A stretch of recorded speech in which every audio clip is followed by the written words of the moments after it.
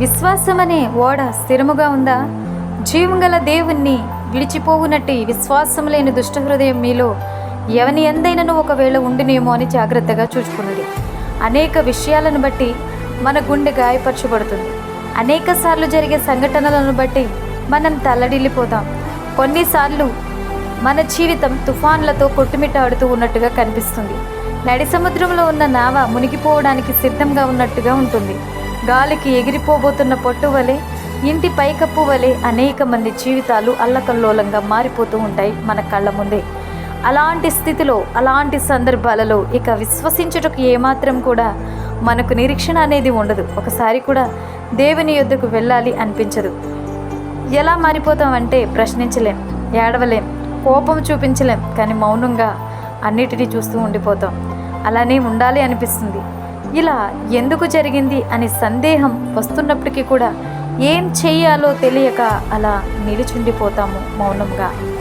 ఇలాంటి పరిస్థితులు మన దైనందిన జీవితంలో ఎదురవుతాయి అనే దేవుడు ముందుగా మనల్ని హెచ్చరిస్తున్నారు, మనకి తెలియపరుస్తున్నారు. ఎలాంటి పరిస్థితులు గుండా వెళ్ళవలసి వచ్చినప్పటికీ కూడా మనుష్యులపై ఆధారపడి కళ్ళ ముందు కనిపిస్తున్న పరిస్థితులను బట్టి కదిలిపోకుండా, కొట్టుకుని పోకుండా, నిరీక్షణ నుండి తొలగిపోక విశ్వాసమునందు స్థిరముగా నిలిచి ఉండుడి అని.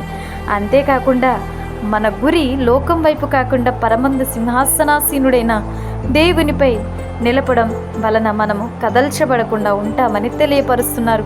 పునాది మీద కట్టబడిన వారై స్థిరముగా ఉండి, మీరు విన్నట్టు ఆకాశము క్రింద ఉన్న సమస్త సృష్టికి ప్రకటింపబడినట్టు ఈ సువార్త వలన కలుగు నిరీక్షణ నుండి తొలగిపోక విశ్వాసమందు నిలిచియుండుడి.